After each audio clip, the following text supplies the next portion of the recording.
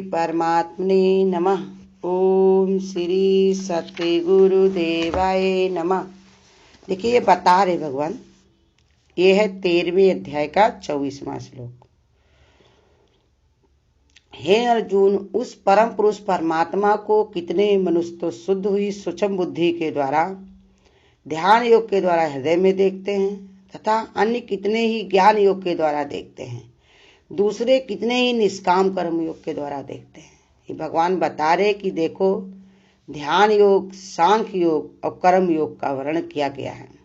तरह तरह से भगवान ये समझाते हैं कि 3 योग बता दिए, एक ध्यान योग, सांख्य योग, कर्म योग। तीन तो बताए हैं, लेकिन दोनों में निष्ठाएं होती हैं दो। चाहे कोई ध्यान योग करे और चाहे कोई सांख्य योग करे और चाहे कोई कर्म योग करे, लेकिन निष्ठा उसमें होती है दो। एक निष्ठा कहलाती है सांख्य निष्ठा और दूसरी होती है योग निष्ठा, और ये तीसरी बताया ध्यान योग और भक्ति योग। निष्ठाएं 2 होती हैं, अब योग उसमें आगे बताएंगे 2 और होते हैं, जिनमें साधक प्रारंभ से ही भगवान के साथ जीवात्मा की अभेदता को स्वीकार कर लेता है। जो साधक होता है वो परमात्मा में एक रूप हो जाता है। जब सांख्य निष्ठा होती, बिल्कुल खाली होता है, तो भगवान ही का स्वरूप अपने को मान लेता है। जैसे कबीर जब निर्मल मन उनका हो गया तो फिर हमेशा भगवान के ही भाव में रहते थे, हमेशा भगवान को नाम कहते थे। देखो, भगवान के ही भाव लेते थे कि जब भगवान अगर कभी आते भी अलग से रूप बना करके तो कहते हमको परेशान ना करो, और तुम्हारे पास तो कोई काम नहीं है, हमारे पास तो बहुत सारा काम है। ऐसे ऐसे भक्त हुए हैं, तरह तरह के हुए, जिन्होंने अपना वही रूप बना लिया, वही स्वरूप ही हो गए। संसार ने भी उनको भगवान कहा, और भगवान ने भी कहा कि ज्ञानी तो मेरा साक्षात अपना ही स्वरूप है। मैं ज्ञानी में हूँ, ज्ञानी मुझ में है। जिसको ऐसी समझ हो गई, विचार हो गया, तो वो भगवान से 1 मिनट के लिए भी दूर नहीं, 1 सेकंड, 1 क्षण के लिए भी दूर नहीं रहता। तो वही बता रहे, वो जीवात्मा को अभेदता को स्वीकार कर लेता, माने उसको कोई भेद नहीं समझ में आता। वो लगता है उसको कि मैं परमात्मा का ही स्वरूप हूँ, परमात्मा के ही कार्य उसको समझ में आते। जैसे परमात्मा है वो सबकी भलाई में ही रत रहता, ऐसे ही भगवान का भक्त भी कोई भलाई कोई किसी की नहीं करता, सब अपने कर्म के अनुसार पाते, लेकिन दुखाने का दिल उसके अंदर कोई भी नहीं रहता। ऐसा व्यक्ति का शरीर में कोई अभिमान नहीं रह जाता। वो शरीर को अपने अस्तित्व से पृथक प्रकृति का एक कार्य समझता है। देखो कैसे बता रहे भगवान कि ऐसे जो व्यक्ति होते, जो सांख्य निष्ठा वाले होते, उनको शरीर में कोई अभिमान नहीं रह जाता, कोई अहंकार नहीं होता, हमने ये किया या हमने ये करवाया या हम करते हैं। सब परमात्मा ही करने वाला, परमात्मा से हो रहा, परमात्मा का ही कार्य है। उसके शरीर द्वारा कुछ भी होता रहता है, उससे वो प्रकृति के गुणों का चमत्कार समझता है कि प्रकृति ने ये सब करवाया हमको निमित्त बना करके, लेकिन हमारे में कोई कर्म है नहीं। शरीर की किसी दशा या क्रिया से वो अपना कोई संबंध नहीं रखता। उसके किसी सुख दुख पीड़ा आदि को अपने अंदर होने वाला भाव नहीं समझता। कहते इतना उपराम हो जाता है निस्संग निष्ठा वाला कि अगर कोई उसको दुख पड़े, सुख पड़े या कोई पीड़ा भी आ जाए तो वो अपने में नहीं समझता, कहता ये तो शरीर में है। सांख्य निष्ठा में परमात्मा का चिंतन निर्गुण निराकार भाव से किया जाता है।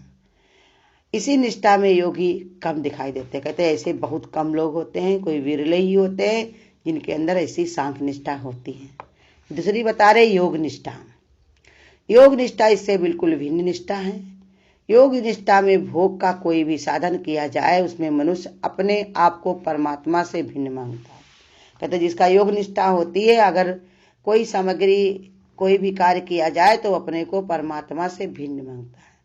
इस भिन्नता के कई रूप हो सकते हैं। समस्त विश्व का भगवान का ही रूप समझते हुए योग निष्ठा का साधक अपने को भक्त समझता है, भगवान को भगवान समझता है और अपने को भक्त समझता है। विश्व रूप में प्रकट भगवान की प्रीति के लिए सारे कर्म करता है। कहते विश्व में सब परमात्मा परमात्मा है। जैसे तुलसीदास जी ने कहा ना, सिया राम में सब जग माही, करम प्रणाम जान जुग पाही, जोड़ जुग पाही। सिया राम को प्रणाम करता हूँ, सारे संसार में सीताराम के अलावा और कुछ है ही नहीं। तो वही बता रहे, मनुष्य अपने कर्मों को करता हुआ इस विचार में रहता है कि सब भगवान के ही विश्व रूप में परमात्मा ही परमात्मा है, उसी भान में वो रहता है। मनुष्य अपने कर्मों को करता भी नहीं, करता भी मानता है, परंतु ऐसा मानने पर वो कर्म करते समय यही भाव रखता है कि यद्यपि कर्म मेरे द्वारा किया जा रहा परंतु मैं केवल निमित्त हूँ।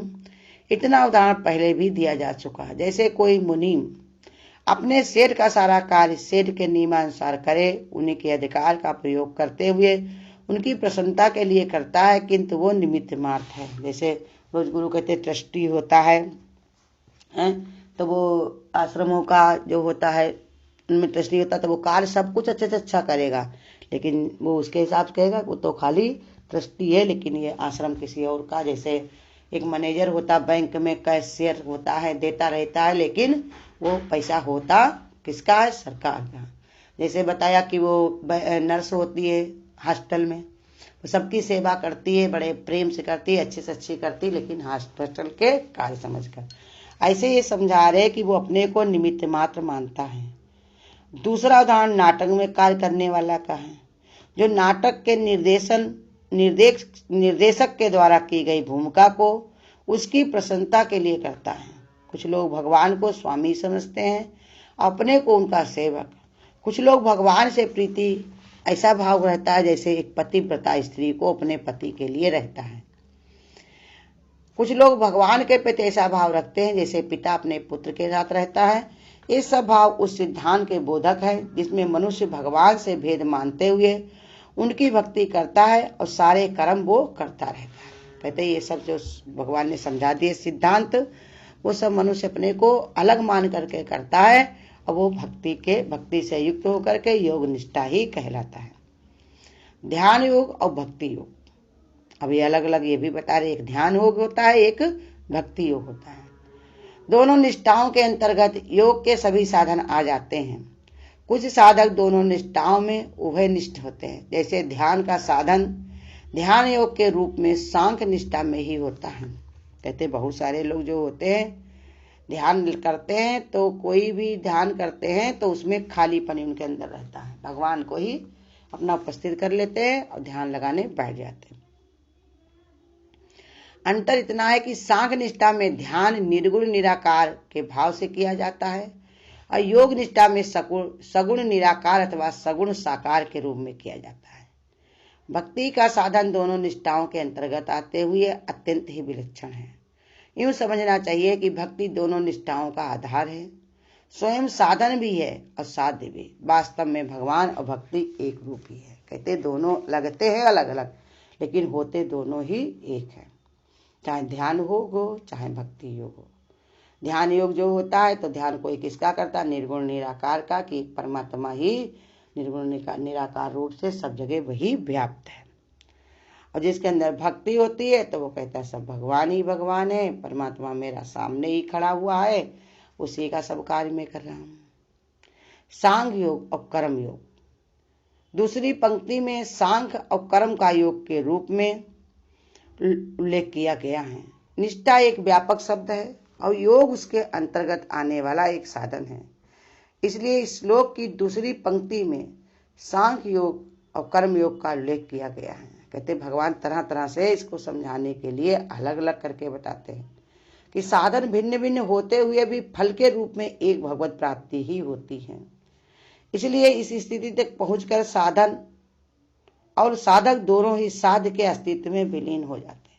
कह रहे चाहे कोई भक्ति योग करे और चाहे कोई ध्यान योग करे, चाहे कोई सांख्य योग करे और चाहे कोई कर्म योग करे, लेकिन फल तो उसका एक परमात्मा का ही मिलना है। जैसे गुरु बताते हैं कि तुम चौक सत्संग जाते हो, चाहे टैक्सी से जाओ, चाहे मोटरसाइकिल से जाओ, चाहे पैदल जाओ, लेकिन पहुंचोगे तो वहीं पर। चाहे कोई घूम करके गोमती नगर से जाए, कोई चाहे इधर बक्सी तालाब से जाए, चाहे उधर से कोई ठाकुरगंज से जाए, IM रोड से जाए, लेकिन पहुंचेगा वहीं पर जहां पर उसको पहुंचना। रास्ता अलग होते हैं, लेकिन मंजिल अगर जिसने तय कर ली कि हमको वहीं पर पहुंचना है तो वो वहीं पहुंचेगा। तो ऐसे ही सब साधन भी होते हैं तो सब भगवान से ही जुड़े हुए, भले कि उनके रास्ते अलग हैं, भिन्न भिन्न दिखाई पड़ते, समझाए भी जाते हैं। तो फिर जौन है वो जो भगवान का भक्त होता है या भगवान का कोई योगी होता, ध्यान योगी होता, सांख्य योगी होता, भिन्न भिन्न दिखते हुए भी वो फल तो एक ही प्राप्त करता, वो भी भगवत की प्राप्ति। वही आनंद में रहता भी है, वही आनंद को वो प्राप्त कर लेता है। कि जब उसकी ऐसी स्थिति बन जाती है, ऐसा समझ बन जाती है कि ध्यान करेगा तो भी वो निराकार परमात्मा सब जगह व्याप्त है, भक्ति करेगा तो वही सगुण साकार सब जगह व्याप्त है, सांख्य योग किया तो खाली में भी भगवान ही भगवान है, अब कर्म योग माने भगवान के लिए ही हो रहा है। ऐसी स्थिति उसकी बन जाती है। यही स्थिति पहुंच करके बता रहे कि साधन और साधक दोनों ही साध्य के अस्तित्व में विलीन हो जाते हैं।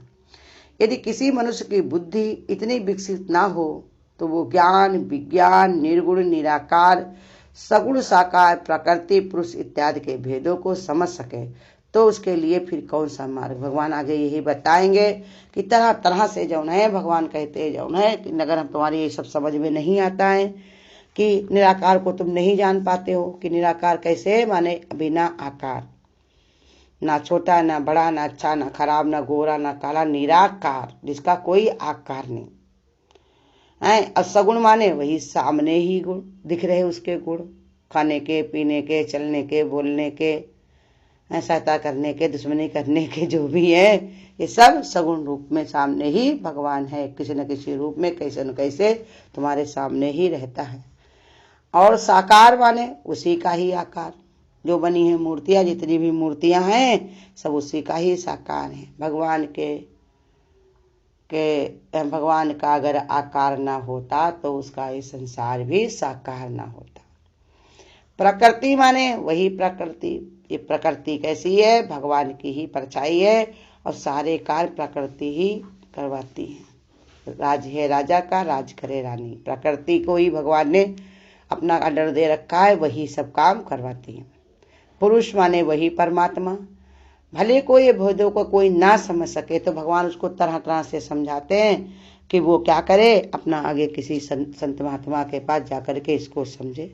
हमारे गुरु जैसे निष्कामी गुरु हमारे, वो कोई भी उनको कैसा भी, कोई भोले से भोला, कोई जो है सीधे से सीधा, चालाक से चालाक आए, लेकिन गुरु वैसी युक्ति बताते हैं कि सबको ये ज्ञान भाता है और सबकी समझ में आता है। कोई ऐसा नहीं है जो ये ज्ञान से अपने को दूर जाने, ज्ञान से जो है ना समझ पाए। चाहे कोई पढ़ा लिखा हो, चाहे बहुत पढ़ा लिखा हो, चाहे कोई पहले सत्संग आया हो, चाहे पहले ना आया हो, चाहे जैसी उसकी बुद्धि हो, लेकिन फिर भी समझ में आएगा। हाँ, ये होता असर जल्दी नहीं दिखाई पड़ता बहुत लोगों के ऊपर, लेकिन असर तो जरूर ही करता है। जब इंसान इसी में लगा रहता, रचा रहता है, तो धीरे धीरे भगवान कहते हैं जैसे एक कपड़ा है दूर दूर रखा रहता तब तक उस पर रंग नहीं चढ़ता, जब एक ही में भिगो दिया जाए, एक में ही उसको छोड़ दिया जाए, तो फिर जो रंग का कपड़ा होता उसी रंग का दूसरा भी बन जाता है। ऐसे ही भगवान बता रहे कि भले भिन्न भिन्न साधन हैं, लेकिन प्राप्ति तो भगवान की ही करनी है। ऐसी अपनी स्थिति बनाए, ऐसा विचार बनाए तो वो परमात्मा में ही विलीन हो जाता है, अपने अस्तित्व को उसी में ही रमा देता है। राम कहत रामी रहा तो आप विसर्जन होए तो सुमिरन कहिए सो। भगवान ने कहा माने जिसकी मैं मर जाती है, भगवान को ही देख करके परमात्मा में ही विलीन हो जाता कि अब मैं नहीं, अब तो सिर्फ भगवान। जब मैं था तब हरि नहीं, अब हरि है मैं नहीं, अब सब अंधियारा मिट गया, दीपक दिखा माए। ऐसे विचार आने लगते उसके अंदर, और धीरे धीरे वो अपने मान को, अभिमान को, सम्मान को और बुराई भराई को सब मिटाता हुआ भगवान की ओर बढ़ता हुआ चला जाता है। हरिओम। अगर आपको आज की वीडियो अच्छी लगी हो तो वीडियो को लाइक और शेयर करना ना भूलें। आगे की वीडियोस देखने के लिए चैनल को सब्सक्राइब करें और नोटिफिकेशन